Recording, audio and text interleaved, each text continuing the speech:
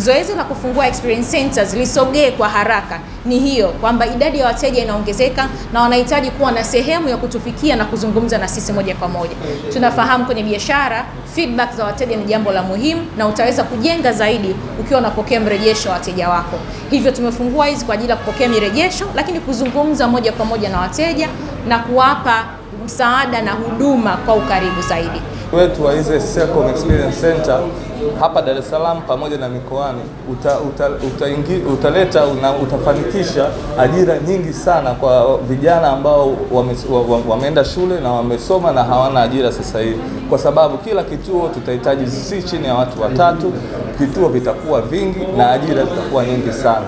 Endeleeni kushirikiana na Selcom pamoja na kuongelea Selcom Pesa. Sasa hivi ukiweza kuongea na ukamshawishi rafiki aweze kupata Selcom Pesa au aweze kufungua akaunti ya Selcom Pesa, unapata shilingi 2000 nzima. Kwa hiyo